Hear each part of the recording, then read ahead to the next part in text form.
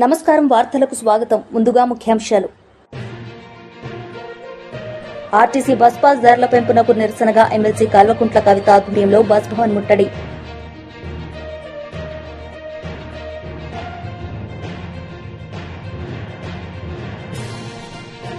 మాజీ మంత్రి వైఎస్ఆర్సీపీ అధికార ప్రతినిధి ఆర్కే రోజా మీడియా సమావేశం పలు అంశాలపై వివరణ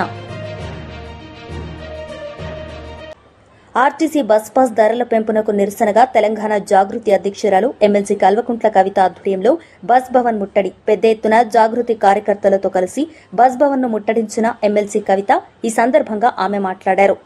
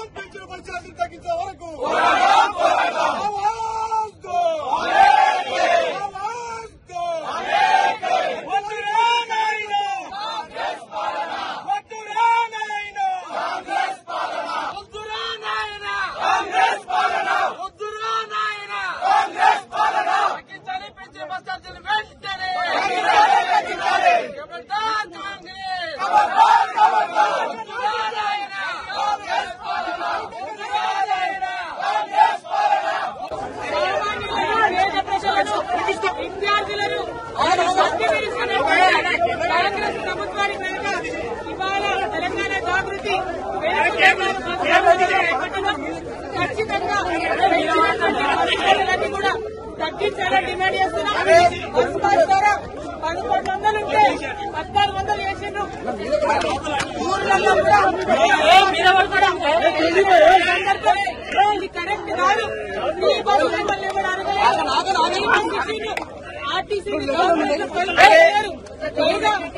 ఆర్టీసీ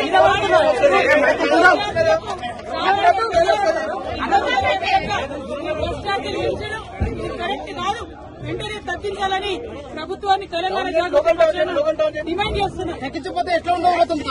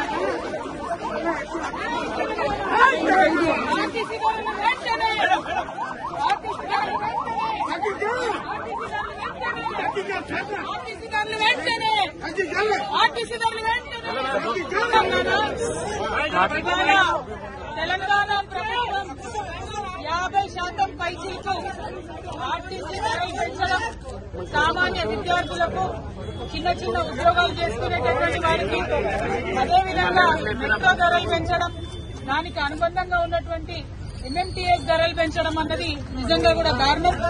ఎందుకంటే ఆదాయ మార్గాలను పెంచుతామని చెప్పి, ఉద్యోగాలు ఇస్తామని చెప్పి, అనేక కల్లబొల్లి మాటలు చెప్పి అధికారంలోకి వచ్చి 18 నెలలైనా కూడా ఆ కార్యక్రమాలు ఏం చేయకుండా కేవలం ఇప్పుడు మళ్లీ సామాన్య ప్రజల మీద భారం వేస్తూ ధరలు పెంచడాన్ని మేము చాలా తీవ్రంగా ఖండిస్తా ఉన్నాం. ఇవాళ అందుకోసమే బస్ భవన్ దగ్గర ధర్నా చేయడం జరిగింది. ధర్నా చేసిన ప్రతిసారి మమ్మల్ని అరెస్ట్ చేయడం కాదు, ఈ ప్రభుత్వానికి ముఖ్యమంత్రి గారికి మేము డిమాండ్ చేస్తా ఉన్నాం. మీరు ప్రజల ఆదాయ మార్గాల్ని పెంచండి, ఆర్టీసీని కాపాడేటటువంటి ప్రయత్నం చేయండి. ఇంతకుముందు కేసీఆర్ గారు ఆర్టీసీకి ఎట్లయితే ప్రభుత్వం నుంచి నిధులు ఇచ్చి కాపాడిందో అట్లా చేయండి తప్పితే మీరు సామాన్య ప్రజల మీద భారం వేసి ఆర్టీసీకి ఆదాయాన్ని పెంచేటటువంటి కార్యక్రమాలు చేయడం శుద్ధ దండగా. దీనివల్ల ఆర్టీసీకి లాభం లేదు, ప్రజల మీద భారం పడుతుంది, ఇబ్బంది పడతారు. గ్రామీణ ప్రాంతాల్లో ఉన్న ప్రజలకు మరీ ఎక్కువ ఇబ్బంది అవుతుంది. ఇప్పటికే మహిళలకు ఇబ్బంది అవుతుంది, బస్సులెక్కే పరిస్థితి లేదు, మగవాళ్లు టికెట్ కొనుక్కున్నా కూడా నిలబడే పరిస్థితి లేదు. కూర్చునే పరిస్థితి లేదు, నిలబడే ప్రయాణం చేయాల్సినటువంటి పరిస్థితి ఉంది. అటువంటి సందర్భాల్లో మీరు రేట్లు పెంచి ఎవరికి లాభం? కొన్ని రేట్లు పెంచితే కనీసం బస్సులు పెంచుతున్నారా? ఒక సీట్ అన్నా ఉన్నదా కూర్చోవడానికని టికెట్లు కొనే ప్రయాణికులు ప్రభుత్వాన్ని ప్రశ్నిస్తున్నారు.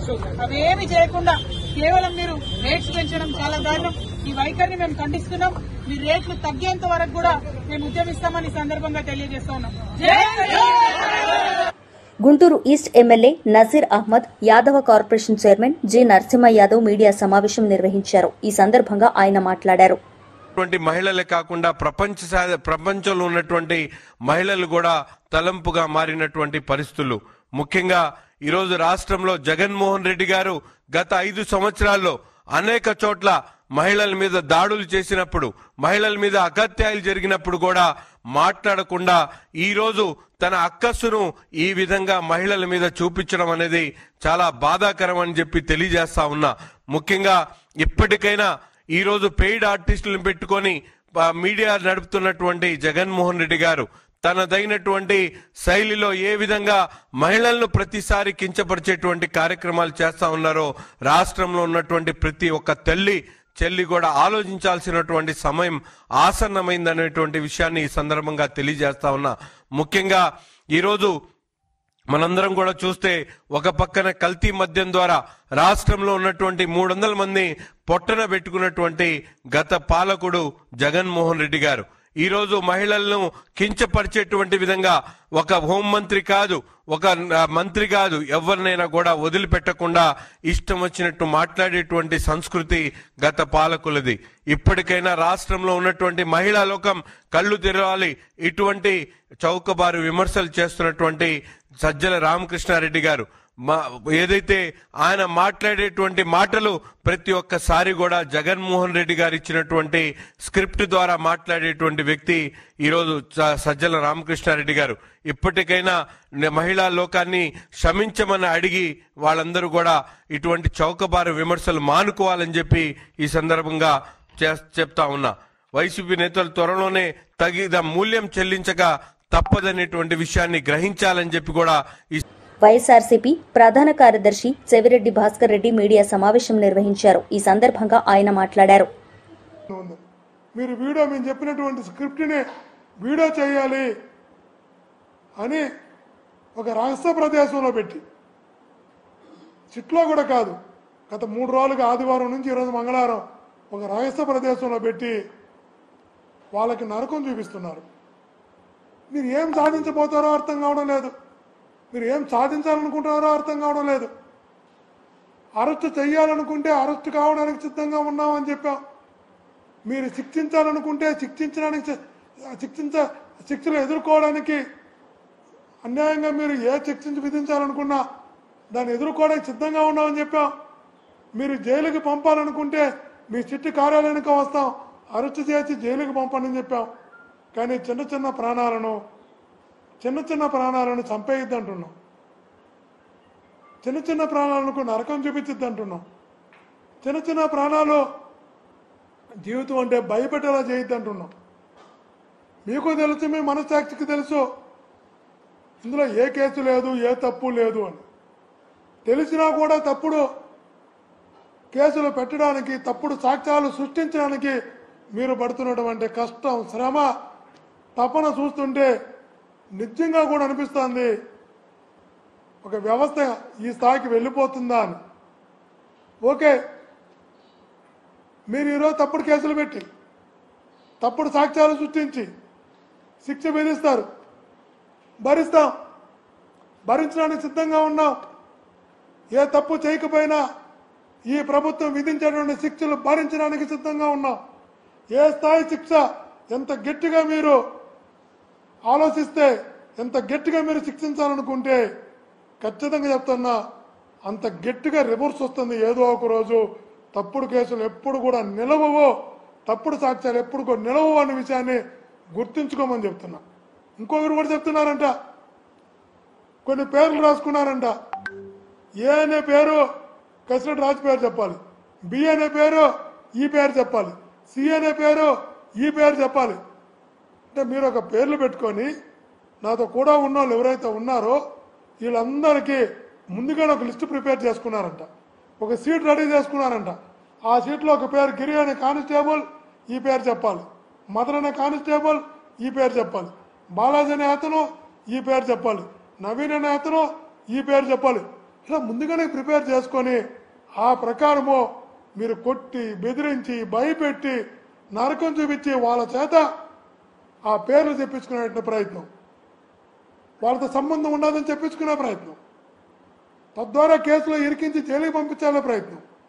ఇంత అన్యాయం కదా, ఇది అధర్మం కదా. ఒక స్క్రిప్ట్ రెడీ చేసుకునే స్క్రిప్ట్ ప్రకారం వాళ్ళందరి చేత బెదిరించి ఏమి తెలియని అమాయకుల్ని మీరు నొప్పిస్తున్నారు, కష్టపెడుతున్నారు, నరకం చూపిస్తున్నారు. ఖచ్చితంగా చెప్తున్నా, ఈ పాపాలు ఊరికే పోవు. ఈ పాపాలు ఎవరికి కూడా ఊరికే పోవు. ఘట్టమనేని శ్రీనివాస్ అనే అతను ఇక్కడ ఎస్పీగా పనిచేశారు, సివిఎస్ఓగా పనిచేశారు, డిఐజీగా వెళ్ళారు. వాళ్ళు చెప్తున్న చిట్ట అధికారుల ద్వారా మనకు తెలుస్తున్న విషయం ఒకటే ఒకటి, స్క్రిప్ట్ మొత్తం ఆయనే పంపిస్తున్నాడు, స్క్రిప్ట్ మొత్తం శ్రీనివాస్ గారే రాస్తున్నారు, స్క్రిప్ట్ క్వశ్చన్లు మొత్తం ఆయనే చేస్తున్నారు, ఎవరు పేరుతో చెప్పాలనేది తనే ఇస్తున్నాడు. ఇదంతా కూడా సార్ మాకు తెలుసు ఇది అన్యాయమని, మాకు తెలుసు ఇది తప్పుడు కేసు అని, ఇలా చేయడం పాపమని మాకు కూడా తెలుసు. కానీ ఘట్టమనేని శ్రీనివాస్ గారు విపరీతంగా ఫాలోఅప్ చేస్తున్నారు. పైనుంచి వచ్చినటువంటి ఆదేశాల మేరకు, ఘట్టమనేని శ్రీనివాస్ గారి దగ్గర నుంచి వచ్చినటువంటి స్క్రిప్ట్ మేరకు, ఘట్టమనేని శ్రీనివాస్ గారి దగ్గర నుంచి వచ్చిన క్వశ్చనరీ మేరకు మేము అడగాల్సి వస్తుంది తప్ప వేరే కాదు అని అనేక మందితో చుట్టూ ఉన్నటువంటి ఉద్యోగులు అధికారులు చెప్తున్నప్పుడు అనిపిస్తుంది. మాజీ మంత్రి వైఎస్ఆర్సీపీ అధికార ప్రతినిధి ఆర్కే రోజా మీడియా సమావేశం నిర్వహించారు. ఈ సందర్భంగా ఆమె మాట్లాడారు. వాళ్ళని ఆ ప్లేస్ లో పెట్టించే విధంగా చూసుకోవాలి. కానీ జగన్ గారిని, భారతి మేడంని, మిగతా వైఎస్ఆర్సీపీ నాయకుల్ని తిట్టడానికే హోంమంత్రి పదవి ఇచ్చినట్టు ఆవిడ మాట్లాడుతున్న మాటలు చూస్తుంటే చాలా సిగ్గుచేటు. ఎందుకంటే మా నియోజకవర్గంలో కూడా ఒక చిన్న పాపని రేప్ చేసి చంపేసి పూర్తి చేస్తే దాన్ని మాయ చేయాలని ఎస్పీని అందరినీ ఇక్కడికి పంపించడం జరిగింది. గ్రామస్తులంతా తిరగబడితే ఆ రోజు మేమంతా కూడా వెళ్లిన సందర్భం మీరు చూశారు. అప్పుడు విధిలేక అక్కడికి వచ్చి డబ్బులు ఇచ్చేసి చేతులు దులుపుకొని వెళ్ళిందే తప్ప ఇక మీదట ఇలాంటివి జరగకుండా కఠినతరంగా మరి శిక్షలు అమలు చేస్తాం, తప్పు చేసిన వాడు ఎంతటి వాడైనా వదిలిపెట్టము అన్నట్టుగా ఆవిడ ముందుకు వెళ్లాల్సింది పోయి అప్పటి నుంచి ఇంకా ఎక్కువ అవుతూ పోతున్నాయి. ఈరోజు అనంతపురం విషయం చూస్తే ప్రతి ఒక్కరికి కూడా హృదయం ద్రవించిపోతుంది. ఒక ఇంటర్ చదువుతున్న తన్మయ్య అనే గిరిజన అమ్మాయి 6 రోజుల ముందర కనిపించకుండా పోయిందని వాళ్ళ తల్లిదండ్రులు కంప్లైంట్ ఇస్తే, కంప్లైంట్ ఇవ్వడానికి పోలీస్ స్టేషన్కి వచ్చిన వాళ్ళని ఎంత అవమానంగా వాళ్ళు బిహేవ్ చేశారు. ఆ కేసును ఎందుకు పట్టించుకోకుండా అలా పడేయటం వల్లే 6 రోజుల తర్వాత ఆ అమ్మాయి శవమై దొరికింది. అలాగే మీరు చూస్తే పరిటాల సునీత గారి ఒక మహిళ, ఆవిడ నియోజకవర్గంలో ఒక మైనర్ బాలికని 14 మంది తెలుగుదేశం పార్టీ వాళ్ళు కంటిన్యూస్ గా రేప్ చేసుకుంటూ ఉంటే సాక్షి టీవీ, సాక్షి ఛానల్ దాన్ని బయట పెట్టింది. వాళ్ళని అరెస్ట్ చేయకుండా ఈరోజు ఆ కుటుంబం మొత్తం ఆ ఊరు వదిలేసి వెళ్లే పరిస్థితి ఏర్పడింది. ఆడపిల్ల ప్రాణాలు తీయటం, మానాలు తీయటం వీళ్ళకి సహజమైపోయింది. దానికి హోంమంత్రి గారు అండగా నిలబడటం అనేది సిగ్గుచేటు. ఇవన్నీ జరుగుతుంటే ఎక్కడ తమ తప్పులు బయటపడతాయో అని ఈరోజు వాళ్ళు చేస్తున్న డైవర్షన్ పాలిటిక్స్ మనం ఒకసారి గమనించాలి. ఎందుకంటే ఇదే పవన్ కళ్యాణ్ గారు అధికారంలో రావటానికి ముందు మహిళలకి నేను అండగా ఉంటాను, మహిళలకి ఇబ్బందికరమైన ఏవి చేసినా ప్రభుత్వాన్ని నిలదీస్తాను, తప్పు చేసిన వారిని శిక్షిస్తానని మాట్లాడిన పవన్ కళ్యాణ్ గారు ఈ రాష్ట్రంలో ఎక్కడ మహిళలకు అన్యాయం జరిగినా ఈ రోజుటి వరకు నోరు తెరవలేదు. తప్పు చేసిన వారిని శిక్షించమని ప్రభుత్వం మీద ఒత్తిడి తీసుకురాలేదు. అది అనంతపురం అయినా, పిఠాపురం అయినా, తిరుపతి అయినా, అమరావతి అయినా, ఎక్కడ ఏ మహిళకు అన్యాయం జరిగినా ఆయన పట్టించుకోకపోవడం రాష్ట్రంలో ఉన్న మహిళలందరూ కూడా గమనించాలని ఈ సందర్భంగా తెలియజేసుకుంటున్నాను. హోంమంత్రి గారుగా తన అధికారాన్ని ఉపయోగించి ఆడవాళ్ళని కాపాడాల్సిన అనిత గారేమో నా దగ్గర లాఠీ ఉందా, నా భుజాన గన్నుందా, నేనేం చేయగలను మాట్లాడిన గొప్ప వ్యక్తి. అలాంటప్పుడు మీకు చేత కాకపోతే మీరు ఫెయిల్యూర్ హోంమంత్రి అని తెలిసినప్పుడు ఎందుకు పక్కకి తప్పుకోవటం లేదు? ఈరోజు డైవర్షన్ పాలిటిక్స్ లో రెడ్ బుక్ రాజ్యాంగం అంటూ పోలీసుల్ని కేవలం వైఎస్ఆర్ కాంగ్రెస్ పార్టీలో ఉన్న నాయకులకి సింపథైజర్స్ కి తప్పుడు కేసులు పెట్టి వాళ్ళని అరెస్ట్ చేయించి వాళ్ళ జీవితాలు నాశనం చేయడానికే ఉపయోగిస్తున్నారు కదా. నిన్నైతే మరీ ఘోరమైన విషయం. అసలు ఇది రెడ్ బుక్ రాజ్యాంగానికి పరాకాష్ట. కొమ్మినేని శ్రీనివాసరావు గారు అంటే చేతులెత్తి నమస్కరిస్తారు. అంత గొప్ప జర్నలిస్ట్. 70 ఏళ్ల వయసులో ఆయన మీద ఎస్సీ ఎస్టీ తప్పుడు కేసు పెట్టి ఈరోజు హైదరాబాద్ నుంచి ఎలా మీరు తీసుకొచ్చారో ఈ రాష్ట్ర ప్రజలు అందరూ కూడా గమనిస్తున్నారు. దీని గురించి మనం నిజంగా చాలా క్లియర్ కట్ గా మాట్లాడుకోవాల్సిన అవసరం ఉంది. ఆంధ్రప్రదేశ్లో ఈరోజు ఎవ్రీ మార్నింగ్ అన్ని పేపర్లో ఉన్న హెడ్లైన్స్ ని డిస్కస్ చేసే క్రమంలో అమరావతిలో ఏ విధంగా రైతుల దగ్గర ఇప్పటికే 50,000 ఎకరాలు లాక్కొని వాళ్ళకి ఇంతవరకు ఏం చేయకుండా ఇంకా 50,000 ఎకరాలు దోచుకొని వాళ్ళు రియల్ ఎస్టేట్ చేసుకోవాలన్న క్రమంలో ముందుకు వెళ్తుంటే అక్కడున్న రైతులు తిరగబడి ఇవ్వకుండా వాళ్ళ మీద ఎదురు తిరుగుతుంటే అది ప్రజలకు తెలియకూడదని దాని మీద సాక్షిలో డిస్కషన్ రావటం అనేది వాళ్ళకి నచ్చలేదు. ఇక్కడ ఇంకొకటి ఏంటంటే ఆ డిస్కషన్ లో ఒక జర్నలిస్ట్ డిస్కషన్ కు వచ్చిన ఒక జర్నలిస్టు ఒక మాట ఏదో మాట్లాడారని దాన్ని ఆ క్షణంలోనే కొమ్మినేని గారు ఖండించారు. నాకు తెలిసి ఆయన డిస్కషన్స్ లో ఎప్పుడూ కూడా యూనియన్ మినిస్టర్ ధర్మేంద్ర మీడియా సమావేశం నిర్వహించారు. ఈ సందర్భంగా ఆయన మాట్లాడారు. Just imagine what was the health condition when we faced COVID in 2019, latter part, and 2020 beginning. Today, Ayushman Arogya Mandir is a household name in the countryside of the country. Pradhan Mantri Jan Arogya Yojana. Affordable medicine shops are the reference point of country today. We have given emphasis on youth empowerment. We have envisioned the strategy of Lakshapati Didi. That means we are focusing on women development. Our priority is SC, ST and OBC. I don't want to detailing the things because all these things are in public domain. But when talking about a impactful welfare state, these are the components I mentioned: health, rural development, agriculture, women empowerment, youth empowerment, welfare of the deprived people. These are the priority of our governance. Friends, we have strengthened the economy. Today, when we come to power, our capex size of the country was 2-3 lakhs crore rupees. Today, our capex size is more than 11-12 lakhs crore rupees. This is a multi-fold jump of government spending. If 1 rupees is coming from highest point, there is a trickle-down circular impact on the society 5 times more. If 1 rupee is coming from Delhi to Hyderabad, from Hyderabad to different district headquarters, to different block and tahsil headquarters, there is an impact. The economic assessment is that there is impact of 5 times. This is only I am quoting the government capex size of Government of India. As I said, we are the 4th largest economy today in the globe. Our foreign reserve is in a stable position. Inflation is at control. New railways, Telangana government has prepared a note. How many new kilometers of railways has been developed in Telangana? How many new roads has been added? How many airports has been added? All this infrastructure project and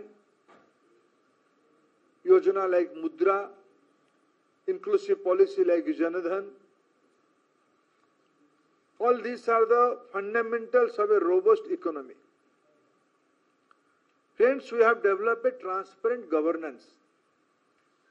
If I cite one example, I am quoting late Prime Minister Sri Rajiv Gandhi ji once he said, కూటమి ప్రభుత్వంలో ప్రజా సమస్యల త్వరితగతిన పరిష్కారం కోసం అవిశ్రాంతంగా కృషి చేస్తున్న విద్యా ఐటీ శాఖల మంత్రి నారా లోకేష్ ఉత్తరాంధ్రలో తన 2వ రోజు పర్యటనలో విశాఖ పార్టీ కార్యాలయంలో 65వ రోజు ప్రజా దర్బార్ నిర్వహించారు. వివిధ సమస్యలతో బాధపడుతున్న సామాన్యుల నుంచి వినతులు స్వీకరించారు. ప్రతి ఒక్కరిని స్వయంగా కలుసుకుని వారి సమస్యలు విన్నారు. ఆయా వినతులపై అక్కడికక్కడే సిబ్బంది ఆదేశాలు జారీ చేశారు.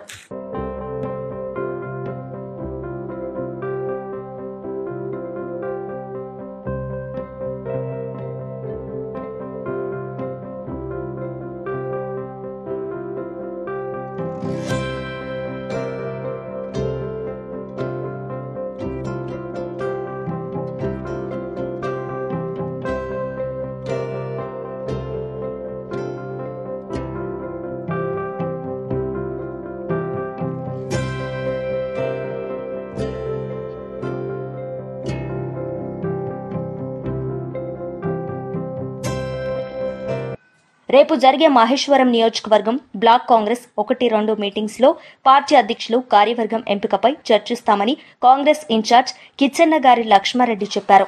ఇవాళ తుక్కుగూడ కాంగ్రెస్ కార్యాలయంలో భూ సహా ఇతర సమస్యలపై అనేక మంది కేఎల్ఆర్ ను కలిశారు. ఈ సందర్భంగా లక్ష్మారెడ్డి మాట్లాడుతూ ప్రస్తుతం గ్రామాల్లో జరుగుతున్న రెవెన్యూ సదస్సుల ద్వారా భూ సమస్యలకు చెక్ పెట్టనున్నారని తెలిపారు. ఇందిరమ్మ ఇళ్ల ఎంపిక ఇందిరమ్మ కమిటీలదే ఫైనల్ అని మరోసారి స్పష్టం చేశారు. రెవెన్యూ సదస్సు అయిందా? రెవెన్యూ సదస్సు అయిందా? రెవెన్యూ సదస్సు రోజు అక్కడ దరఖాస్తు పెట్టి పని అంతా మేము చేసి పెట్టాం. తీసుకొని అప్లికేషన్ పెట్టాలి. వాడే సర్వే చేసి పని చేసి కాయిదాలు ఇచ్చి రావాలి. అది అది చేయించాలి.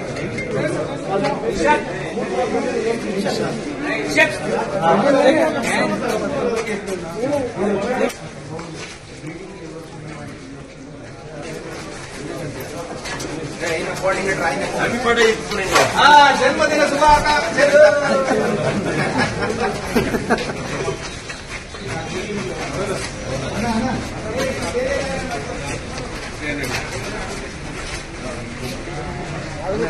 లక్ష్మణ చెప్పు.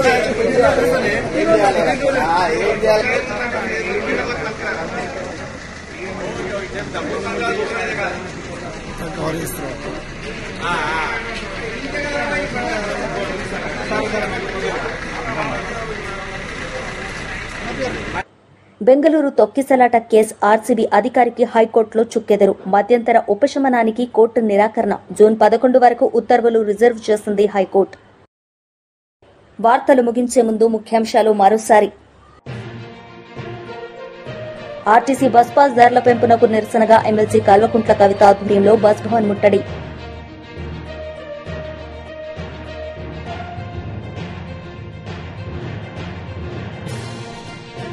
మాజీ మంత్రి వైఎస్ఆర్సీపీ అధికార ప్రతినిధి ఆర్కే రోజా మీడియా సమావేశం. పలు అంశాలపై వివరణ.